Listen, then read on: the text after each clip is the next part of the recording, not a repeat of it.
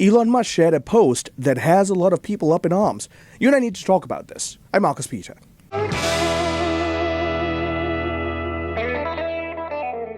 So, in the post that he shared, and it was written by another person named Alice Smith, and the post went like this: Stalin, Mao, and Hitler didn't murder millions of people, their public sector workers did.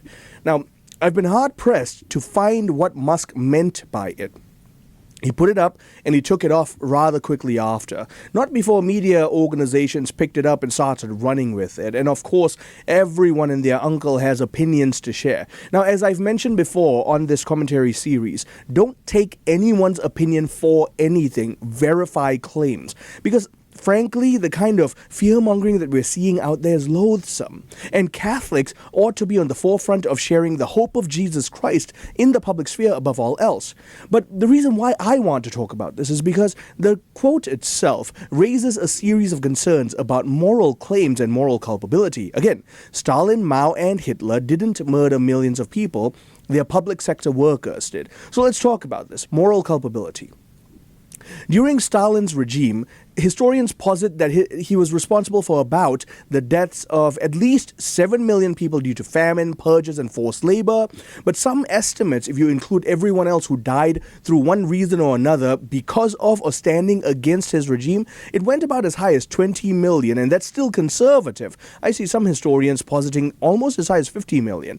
Now, just have that figure in your mind for consideration. Under Hitler, at least 11,283,000 individuals were killed by the Nazi regime through a series of things: institutional practices, forced euthanasia, forced labor, the processing of prisoners, and I could go on. During Mao's China, at least as he was setting up the socialist communist regime that China has right now, an estimated 65 million Chinese people died as a result of him attempting to create a peaceful socialist China. So the question becomes this: did any one of these individuals kill anyone individually, personally? I did my research. Historians are kind of back and forth about this, but they all seem to land on no. Neither one of these men pulled the trigger personally. Neither one of these men have blood on their hands, literally. So in that case, I guess you could say maybe Elon Musk's shared post was right. Maybe these three didn't actually kill people, other people killed people. Here's the catch, though, and I want you to track this with me. Moral culpability is at play here.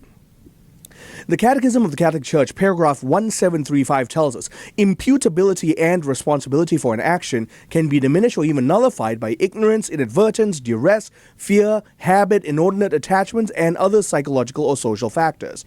This doesn't apply to those three men who willfully ordered the massacre of millions of individuals. So clearly that doesn't come into play.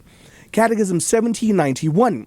This ignorance can often be imputed to personal responsibility. This is the case when a man takes little trouble to find out what is true and good, or when conscience is by degrees almost blinded through the habit of committing sin, and in such cases, the person is culpable for the evil he commits. Now, what this is arguing for is sometimes you have a habit of a sin, or sometimes you accidentally keep doing the sin, and by virtue of that, you're still culpable for the evil. The problem is, it's very hard to argue for accidental culpability when it comes to people like Stalin and Mao and Hitler. So what's going on? Well, in a sense, okay, unquestioning workers who responded to orders ought to be held morally accountable for the murders that were committed under the regime of these despots. And that's exactly what happened. In 1945, after the fall of the Third Reich, the Nuremberg trials were held to call Nazi soldiers to account. Justice Robert Jackson pronounced during the trials, the wrongs which we seek to condemn and punish have been so calculated, so malignant, and so devastating that civilization cannot tolerate their being ignored because it cannot survive their being repeated. Hermann Göring, who was a Nazi leader and one of the defendants, said during a cross-examination, "Naturally, the common people don't want war, but after all, it's the leaders of the country who determine the policy, and it's always a simple matter to drag the people along. Whether it is a democracy or a fascist dictatorship or a parliament or communist dictatorship, all you have to do is tell them they are being attacked and denounce the pacifists for lack of patriotism."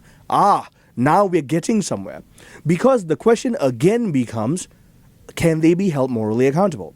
Again, I want to quote Robert Jackson here, Justice Robert Jackson.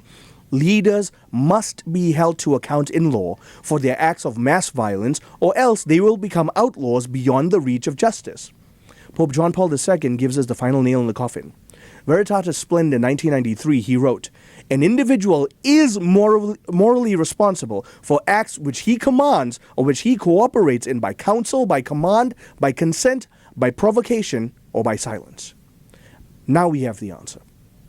The fact of the matter is, yes, we can say that these individuals committed those murders. We can also rightly say that the people they ordered committed these murders. And so culpability is to be shared at varying degrees. And those who gave the orders will be held to account for it. So let's consider this wisely, because we ought to hold all of the people in power to accountability. You and I are the last bastion of sanity, and we ought to be that way. But I also want to point out, we're still not in a dictatorial regime. Thank you for joining us. I'm Marcus Peter.